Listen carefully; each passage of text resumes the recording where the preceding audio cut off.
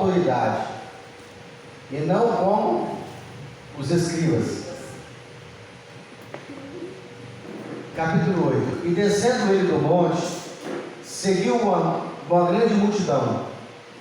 E eis que veio um leproso e o adorou, dizendo: Senhor, se quiseres, pode tornar-me limpo. E Jesus, estendendo a mão, tocou-lhe, dizendo: quero ser limpo. E logo ficou purificado da lepra. Disse-lhe então Jesus: olha, não digas a ninguém, não digas a alguém, mas vai, mostra-te ao sacerdote e apresenta a oferta que Moisés determinou para lhe servir de testemunho. Viu? Tem gente que acha que porque Jesus, nós estamos na época de Jesus, não precisa mais ofertar. Na época dele, ele falou: vai lá, paga pela sua cura uma oferta. Tinha uma oferta específica para quem fosse curado de lepra. E entrando Jesus em Cafarnaum, chegou junto dele um centurião, dizendo: Senhor, o meu criado jaz em casa paralítico e violentamente atormentado. Jesus lhe disse: eu irei e lhe darei saúde. O centurião respondeu e disse: Senhor, não sou digno que entre debaixo do meu telhado, mas diz-me somente uma palavra, e o meu criado sarará. Pois também eu sou homem sob autoridade. Tenho soldados às minhas ordens e digo a este: vai, e ele vai. A outro: vem, e ele vem. E a meu criado: faz isso, ele faz. E maravilhou-se Jesus ouvindo isso, e disse-lhe aos que o seguiam: em verdade vos digo que nem mesmo em Israel encontrei tanta fé. Qual era a fé dele? Que não precisava de Jesus ir lá dentro da casa dele, aonde estava o criado, ver o curado enfermo, colocar as mãos sobre o criado e fazer uma oração. Não. Ele trouxe a situação para uma área aonde ele conhecia. Ele reconheceu que naquela área Jesus era a autoridade. Ele falou bem assim: eu também sou homem de autoridade. Eu reconheço que nessa área, a da cura, a área espiritual, o Senhor é a autoridade. Então não precisa se dispor de ir lá em casa. Eu estou debaixo de autoridade e também tenho autoridade. Isso é um princípio. Todo aquele que está debaixo de uma autoridade também exerce a autoridade. Se você tem compromisso com a palavra de Deus, com a autoridade que Deus constituiu, você se coloca debaixo de uma autoridade, logo você também é munido de autoridade. Então, quando você for botar a mão no enfermo ou no endemoniado, você vai poder falar com segurança com o demônio. Vai sair dele agora em nome de Jesus. O demônio vai questionar você, falando assim: você vai sair agora, porque eu tenho autoridade, porque eu estou debaixo de autoridade. Agora, se a pessoa não está debaixo de autoridade, ela não respeita nenhuma regra do rei, ela também não tem autoridade. O demônio vai lá: não passa nada aí. Tira a mão de mim, sem você não colocar a mão em mim. Você não tem compromisso com a palavra de Deus, você não tem compromisso com as coisas do Senhor, você não tem compromisso com o reino. Tira a mão de mim. O demônio fala, tá? Tinha um caso lá no bairro lá, da igreja que eu era ainda. E tinha uma mulher endemoniada lá e disse que ninguém tirava a mão da mulher. É chamado de auxiliar lá meio lá, meio cá, né? Aí juntou uns 3 ou 4 auxiliares. E quando eles entraram dentro de casa para poder expulsar o demônio, a mulher da mulher já gritou o demônio dentro da boca da mulher: Você veio expulsar? Ó, você mexe com mulher na rua, rapaz. Seu sem vergonha. Aí a pessoa está devendo, né? Perde o quê? A coragem, perde a ousadia.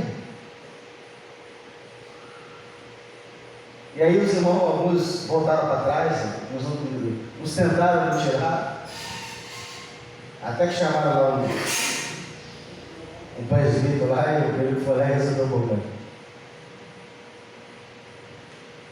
Tem um irmão que me contou um testemunho, que é acerca disso aqui. A irmã da Deus e Amor manifestou um demônio na família dessa irmã, e ela era da Deus e Amor. E aí o demônio estava fazendo boato de casa. Aí ela pegou e ligou para o pastor dela. O pastor falou assim: irmã, encosta o telefone perto da pessoa. Ela foi e colocou o telefone no voz. No telefone falou: estou te dando uma ordem, sai dela agora, em nome de Jesus.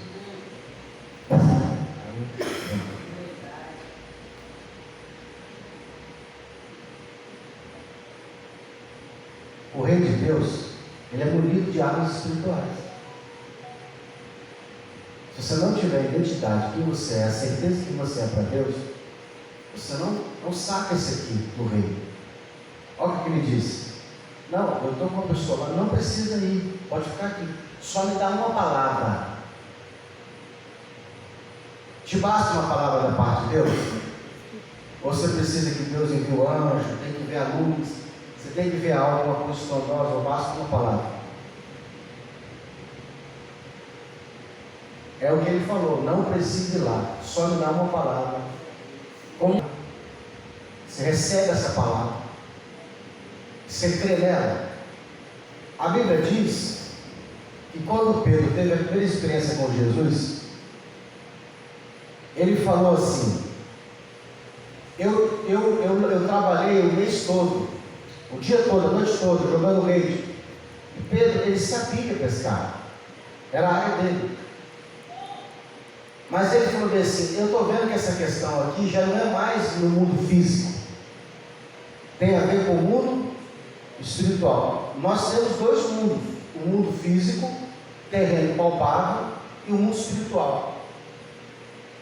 Às vezes, as coisas que estão acontecendo sobre nós, que está dando errado, no mundo físico, elas não vão ser solucionadas no mundo físico. Você precisa passar aquela informação para o mundo espiritual, porque essa batalha é feita no mundo espiritual. Pedro vai olhar e fala bem assim: eu estou lavando a minha rede, estou desistindo de trabalhar, de buscar o peixe, porque eu estou vendo que humanamente eu não consigo. Mas ele vai dizer assim: mas como Jesus disse para ele voltar ao mar e lançar a rede, o que ele vai dizer? Sobre a tua palavra eu vou lançar a minha rede. E Jesus falou assim: Pedro, joga para a direita, porque as bênçãos estão do lado direito, o mal está para o lado esquerdo. Tudo que é esquerdo não presta. Então Jesus falou assim: joga para o lado direito, a paz. E a Bíblia diz que ele, jogando a rede, a palavra se cumpriu, porque veio o quê? Uma grande quantidade de peixe. Então esse homem, ele vai dar para a gente uma lição de fé. Jesus vai dizer que não viu em Israel, eu encontrei tanta fé. Por quê? Porque haviam vários leprosos, haviam várias pessoas enfermas em Israel, mas nunca ninguém chegou com tanta certeza, reconhecendo quem Jesus era.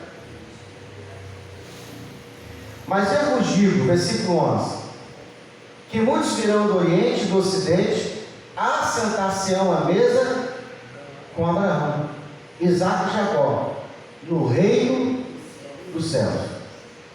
Não é no céu, tá? É aonde? No reino dos céus. Não pode confundir o reino dos céus com o céu. Aonde é o reino dos céus, ô diácono? Você que eu quase não escrevi ali. O reino do céu é a realidade de nossas vidas. E ele vai se cumprir plenamente aonde? Se manifestar no grande dia. Vai ser aonde? No céu, no inferno, na terra, na lua, aonde? É aonde é essa nova Jerusalém? Aqui na terra mesmo. Então essa história de quem morre vai para o céu é só aquela música do Lázaro, né? Não é verdade. Os que vencerem até vão lá para as bodas. Porque nós temos crentes vencedores e crentes derrotados, perdedores. Irmão, isso faz um sentido tão grande para nós, porque eu vivi com Cristo. Eu não sei se vocês já passaram por isso. Eu olhava para a minha vida e eu falava assim, eu estou me esforçando tanto para chegar lá, e eu vejo alguns não se esforçando. Eu vejo que alguns faziam um pouco mole, sabe? Eu estava ali naquela pegada, me esforçando, levando a sério. Eu ficava com dúvida, falava assim, é possível. Tem que ter uma diferença. Agora, a gente pensar que essa diferença é a salvação é errado. Porque salvação não tem a ver com mérito. Não é porque eu parei de fumar que eu vou me salvar. Não é porque eu deixei de beber é que eu me salvo. Porque a gente sabe que tem crente que larga de beber e depois ele dá uma fraquejada e volta a beber de novo. Isso não quer dizer que ele vai perder o quê? A salvação. A salvação ela é uma graça, um dom gratuito. Agora o reino, ele é mérito. É assim, tem duas formas de você se relacionar com Deus: sendo servo e sendo adorador. Para ser salvo e adorar a Deus, você só precisa crer. Agora, para você se relacionar com Deus, sendo servo dele, ele te paga. Tudo que você fizer para Deus, na obra, ele te retribui. Glória a Deus. Aleluia. Vou melhorar essa fala. Nada que você fizer lhe garante a salvação. Porque a salvação ela não é conquistada por obras. Agora, uma vez você sendo salvo, você pode servir a Deus, que é a mesma palavra de trabalhar. É como se você viesse aqui, pastor, a partir de hoje, eu quero trazer a carteira assinada, quero ser contratado pela empresa. Opa, maravilha, vai trabalhar para Jesus? Vou trabalhar para Jesus. Vamos fazer uma oração aqui, vamos arrumar alguma coisa para você fazer na igreja, para você contribuir com o reino. O que vai acontecer? É que aquelas coisas da sua vida pessoal que antigamente estava amarrada, elas vão sendo desamarradas. É Deus retribuindo o seu trabalho.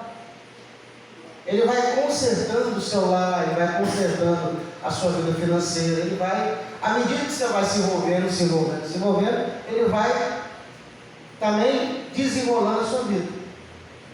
Eu costumo dizer o seguinte: se você focar e resolver o problema da obra, deixe que Deus resolva o problema da sua casa. Glória a Deus.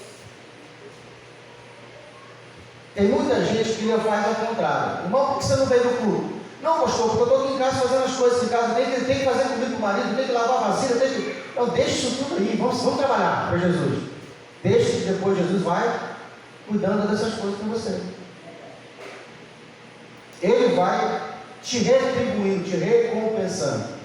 Olha o que Jesus disse: ninguém há que ter deixado casa, mulher, filhos, qualquer outra coisa por causa do Evangelho, que não receba nessa vida 100 vezes mais o que deixou, e na vida futura o reino, Aleluia. a vida eterna. Glória a Deus. Aleluia. Glória a Deus. Então, nunca foi em vão a sua vida aqui na igreja.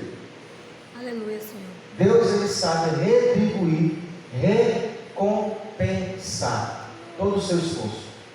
Parece que é de graça, mas não é. Pastor, como é que eu vou descobrir? Fica aqui um ano, trabalha firme, depois você olha para a sua vida agora e faz a comparação com o ano passado. Depois você faz o seguinte, você compara a sua vida com a outra de outras pessoas que estão no seu redor. Vê se você não prosperou mais que elas, às vezes fazendo menos do que elas fazem. O que é isso? Recompensa. Bênção. A sogra de Pedro. Versículo 14. E Jesus, entrando na casa de Pedro, viu a sogra deste jazendo em febre, com febre, e tocou-lhe na mão, e a febre a deixou, e levantando-se, os serviu. Ó, como ela foi curada, ela resolveu fazer o quê? Vou retribuir, vou trabalhar para ela. E chegando à tarde, trouxeram-lhe muitos endemoniados. E ele, com a sua palavra, expulsou deles os espíritos e curou todos que estavam enfermos. Para que se cumprisse o que fora dito pelo profeta Isaías, que diz: Ele tomou sobre si as nossas enfermidades e levou as nossas doenças. E por que tem crente enfermo ainda? Quem sabe responder?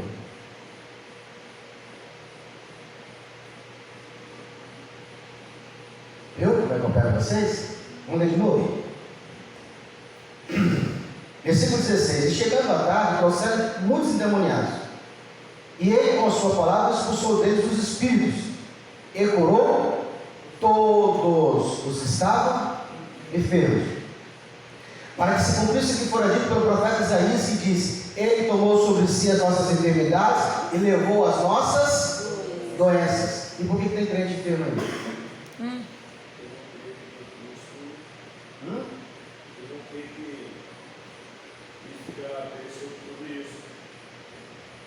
Por aí, Tiago. Entendeu? É a dúvida que Deus vai curar. Está por aí. Tá. Servindo por servir, né? Tá indo ali por ir. Irmão, por que o nome de Jesus, que é tão poderoso, na sua boca não funciona? Viu?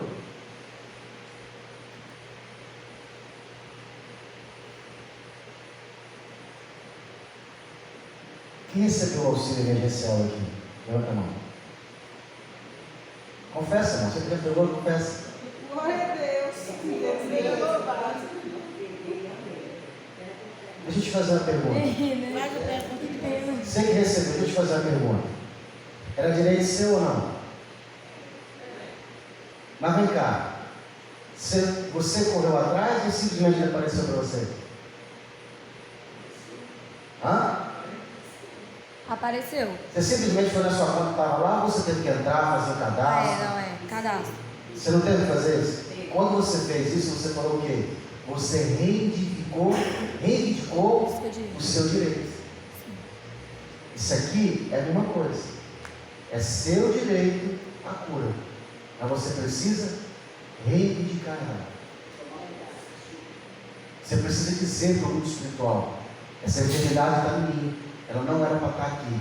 Eu reivindico a cura no nome de Jesus. A Bíblia diz que tomou sobre si as suas. Você tem que falar isso para o mundo espiritual. Você tem que declarar isso todos os dias. A enfermidade vai embora. Não, mais do que fé. Assim como você teve fé de que o governo te deu dinheiro, ou se você vou tentar aqui, vai ficar. Né? Não. Eu a primeira vez fui negado. Eu entrei de novo, não quero minha parte. Que negócio é esse? Não. Eu tenho direito. Eu estava dentro do perfil. Então, a cura, ela é um direito de todo aquele que crê em Jesus Cristo. Agora, ela não acontece simultânea, instantaneamente, automática. Ela precisa ser reivindicada. Você precisa bater na porta e declarar: eu não aceito essa enfermidade. Todos os dias que eu preciso, faça uma campanha se for necessário. Mas a gente declara ao contrário. Irmã, você está dizendo assim, é minha diabetes. Ué, é sua? Está amarrado do capeta, rapaz, não é sua não.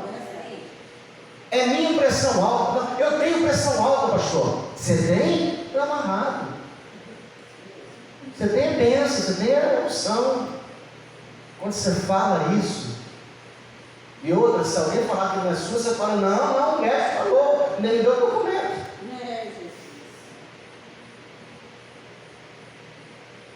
Irmão, eu fui no médico, o médico falou que eu estava com pressão alta, me deu um remédio lá, eu achei que era para curar. Depois dos 3 meses voltei nele e ele falou comigo assim, mediu a pressão, eu falei: o remédio está fazendo efeito. Eu falei: e agora, doutor, vai suspender? Ele: não, é para sempre. Você é hipertenso, você é genético. Ele está amarrado. Não aceito não, falei.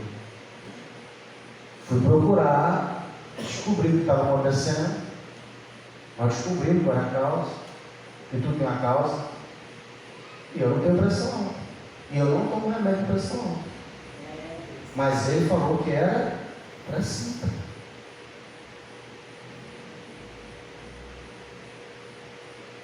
Então, o reino de Deus,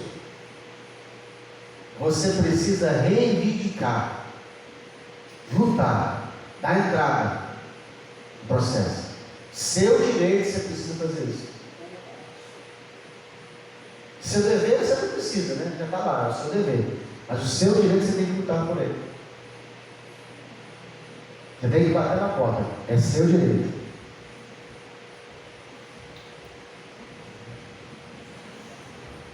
E Jesus, vendo em torno de si uma grande multidão, ordenou que passasse para outra margem. E aproximou-se dele um escriba e disse: mestre, aonde quer que fores, eu te seguirei.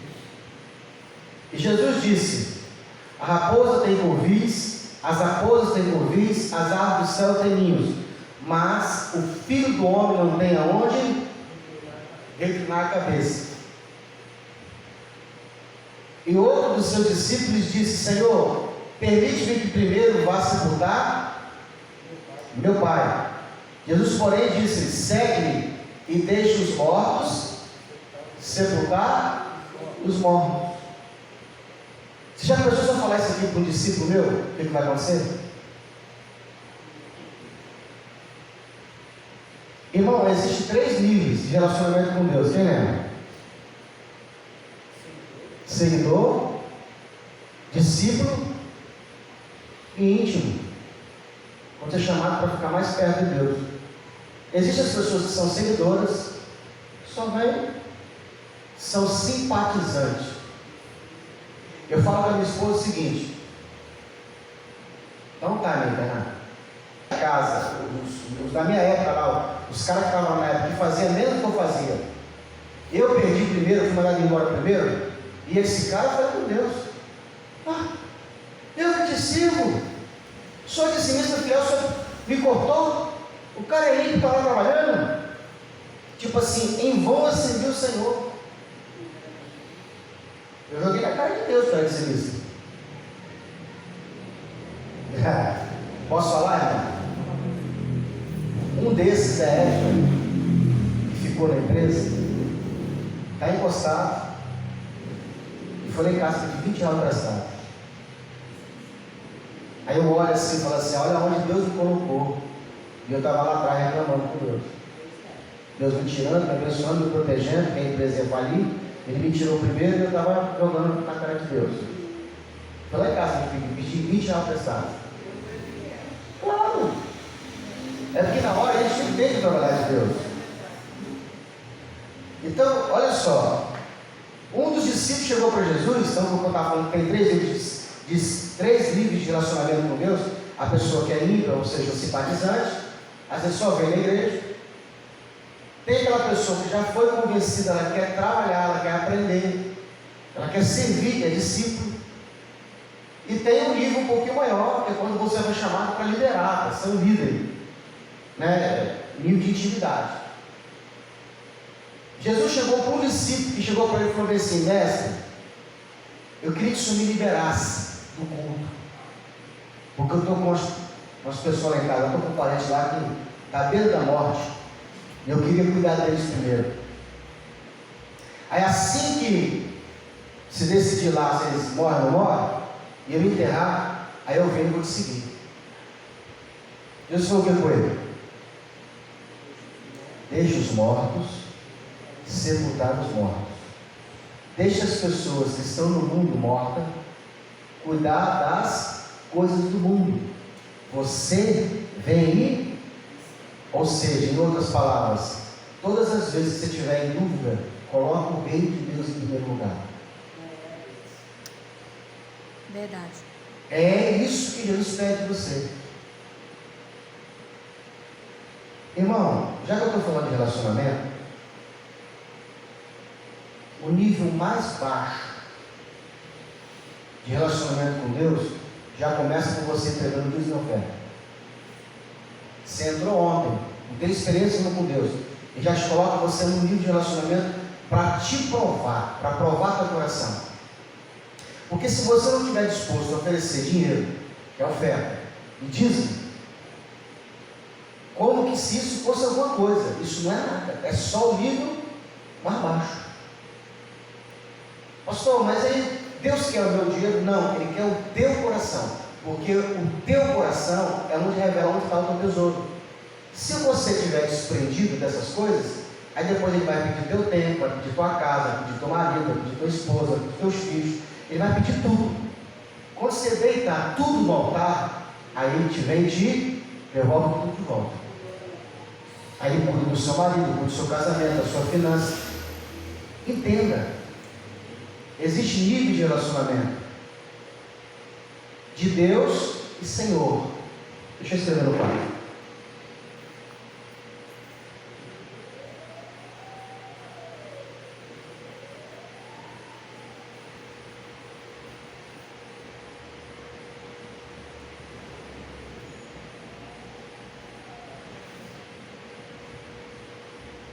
E Senhor.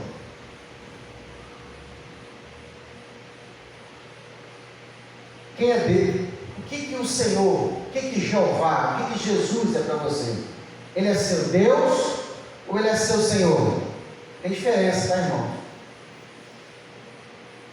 Para muita gente, Deus é Deus. Eu me relaciono com Deus buscando o quê? Um Deus. O que Deus faz? O impossível.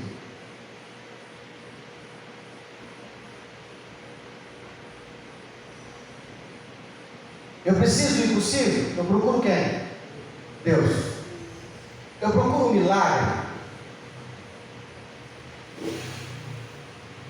Eu procuro quem?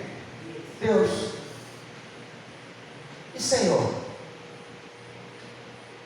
Que muitos têm Jeová, Jesus, como Deus, mas ainda não se relaciona a Ele como Senhor. Todo aquele que bate, todo aquele que pede, recebe Deus. Pastor, e Senhor? É quando eu sirvo a Ele, reconhecendo a Ele o senhorio. Aí Ele é meu Senhor. Isso aqui está falando de cobertura espiritual. Ó. O problema é que Deus só pode ser seu Senhor se você servi-lo em primeiro lugar. E Ele só pode Ele só pode te prover se Ele for seu Senhor. Então, como Deus, você não precisa servi-lo. Eu busco a Deus. Aquele que pede, recebe. Agora, se eu quero ser provido, ter provisão, ser mantido por Ele, tratado por Ele, coberto por Ele, aquela história, aquele que habita no esconderijo do Altíssimo, descansará à sombra do Impotente. Isso é para quem está debaixo do senhorio. Aí eu tenho que servir. Porque Jesus, Ele é Deus, mas Ele também é Senhor. E se você entender isso aqui muda um pouquinho mais. Ele vai para um nível maior de relacionamento. Quem lembra? Quem sabe? Isso. Ele se torna seu pai. Aí acabou, meu irmão. Aqui você pede. Pode ser que Ele te dê ou não. Aqui você serve. Ele te provém. Aqui você nem pede. Você chega e pega o que é seu. Desse jeito. Entendeu como é que é o relacionamento? Eu senti a presença de Deus. Se você busca a Deus como Deus, Ele pode te abençoar, Ele pode te curar, Ele pode te atender, também não pode, Ele não tem garantia nenhuma. Ele é Deus. Mas se você o serve, é um nível de mais ou menos assim. É impossível que uma empresa que nunca deixou de pagar ninguém, aquele que trabalhou no final do mês, recebe, senhorio. Então, quando você vem para o culto, quando você chega cedo, você bate o cartão, você trabalha, não para eu ver, não para os irmãos ver, mas para Deus ver. Está fazendo para Ele ver, esse é o Senhor. Você não fica reclamando. A igreja, o pastor nem falou nada. Você vai querer que eu veja? Não estou entendendo. Eu também estou te servindo. O que acontece no final do mês? Você vai na sua conta bancária. Você foi provido, querido. É seu direito, você trabalhou para isso. Agora, se você... você não vai... Pastor, como é que eu me torno filho? Se relacionando com Deus. É quando você sentir as dores que Deus sente. É quando você entrar... Porque, irmão, um servo, ele vai chegar aqui na igreja, ele vai fazer simplesmente uma tarefa. Ele vai limpar o chão, vai limpar o banheiro. Mas se o filho, ele vai olhar as necessidades do pai... Cadê os irmãos que não vieram? Porque Deus está preocupado com a alma.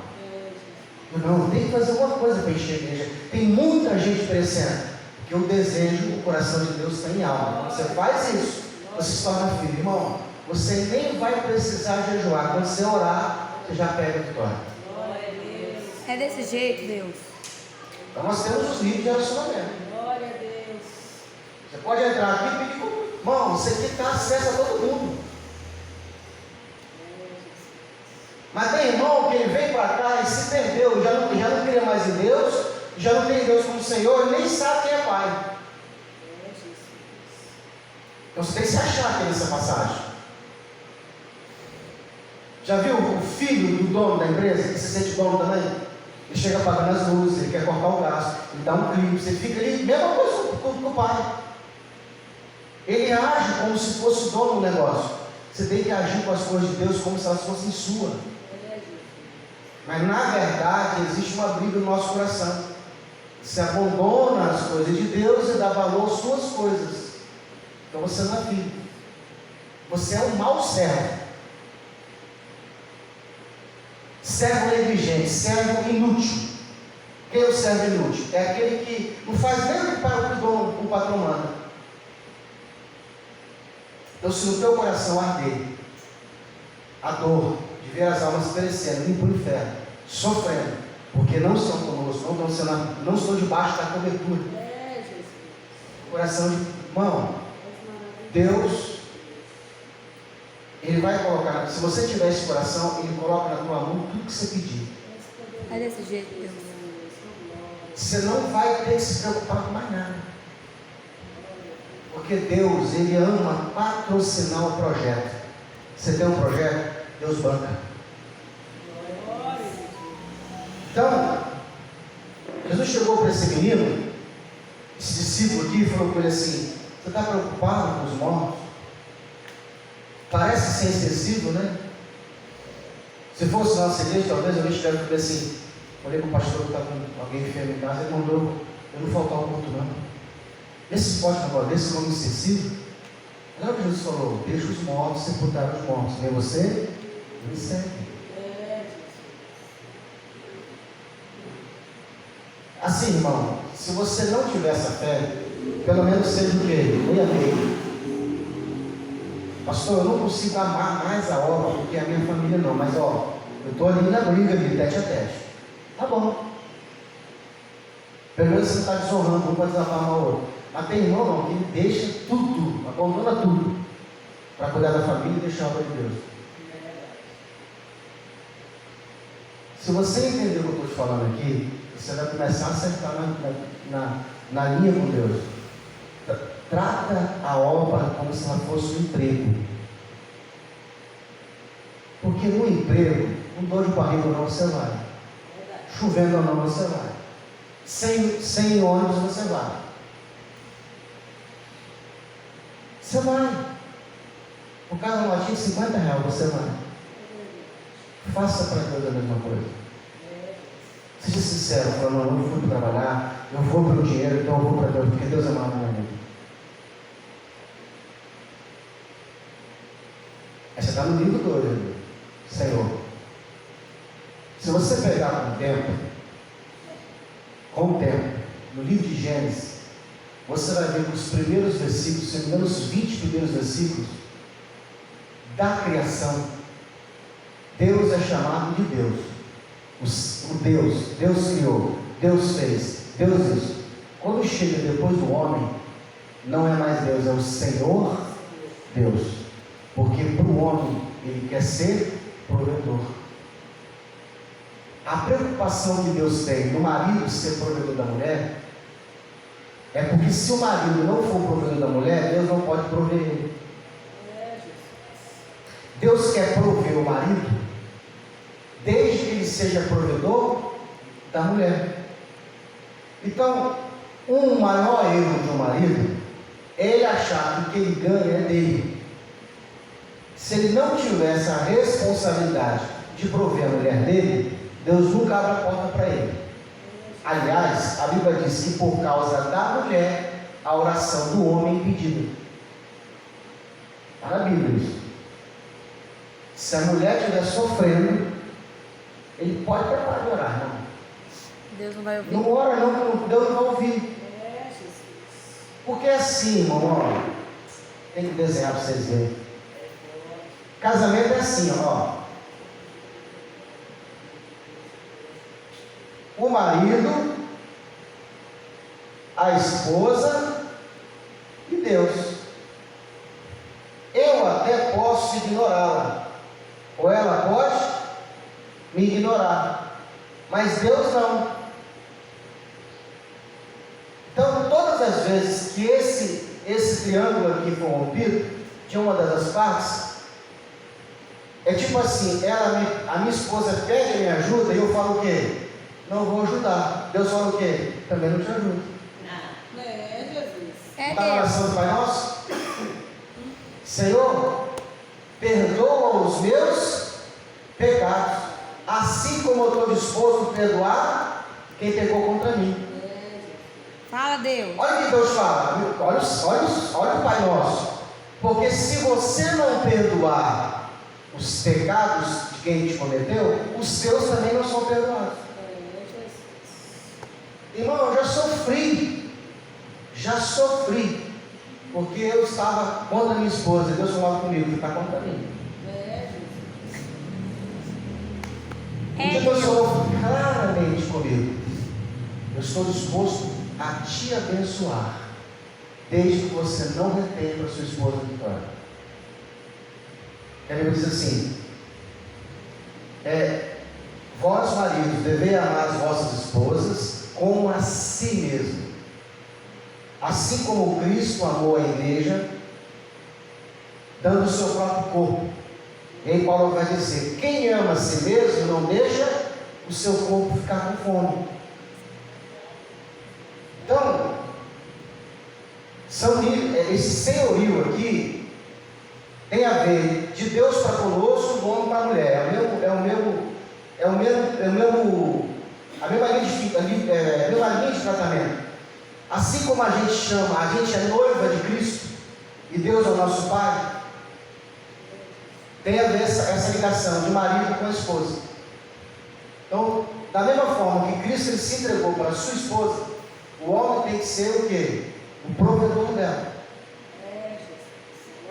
De que o homem entender isso aí, a vida dele começa a arrumar. A maioria dos homens fracassados aí, na rua, no mundo aí, é porque não entenderam isso. Então esse jovem aqui queria primeiro fazer o quê? Cuidar das coisas do mundo. Nunca faça isso com Deus, irmão. Nunca justifique deixar de fazer a obra de Deus para fazer as coisas do mundo, porque Deus não vai entender. Primeiro você prioriza o Senhor. Versículo 23. E entrando ele no barco, seus discípulos o seguiram.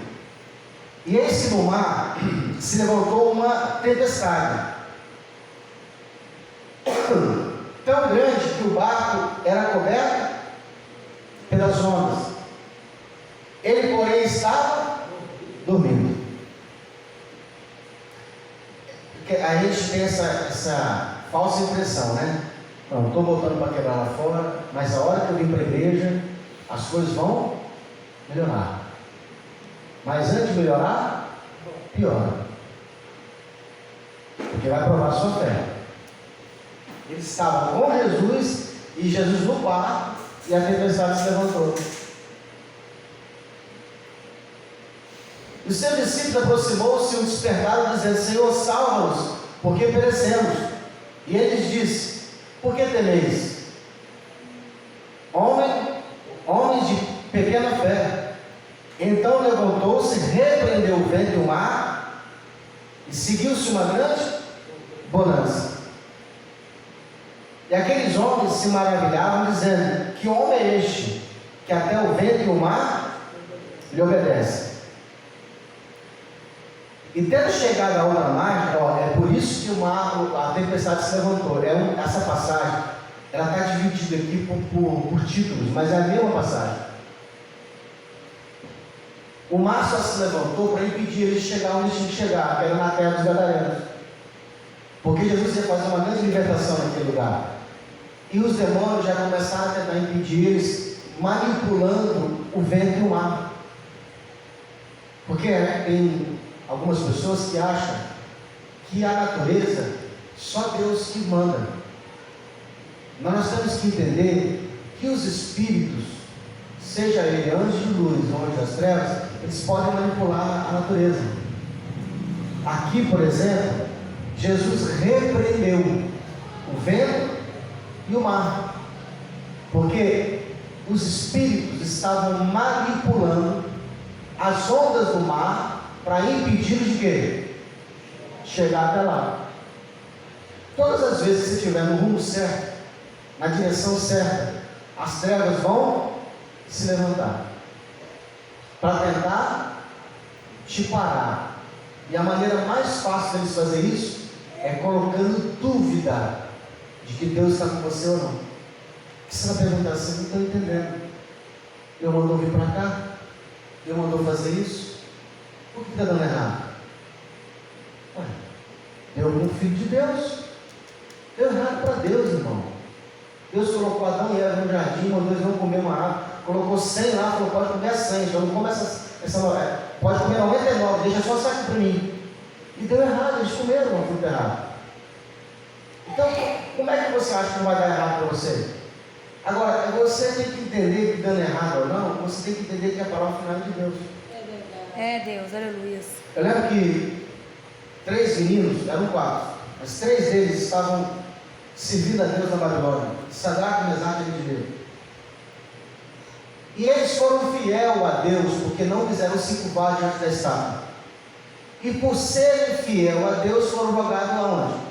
Na fornalha. Olha o que eles disseram. O rei falou assim: eu vou dar mais uma chance para vocês se curvarem diante da minha estátua.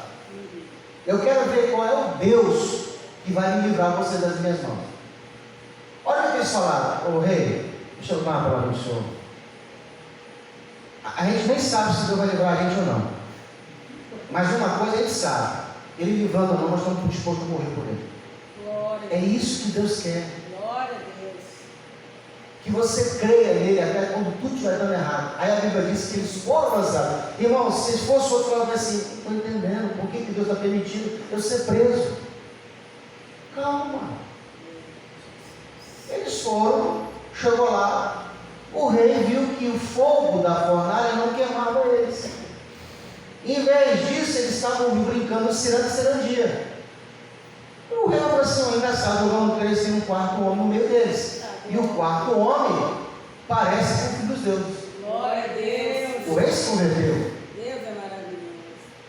Então nem tem que parar com esse negócio de ficar parando porque está dando errado. Irmão, vai dar errado mesmo. Está dando aqui, está na Bíblia, está escrito, está rodeado de versículos bíblicos mostrando que deu errado.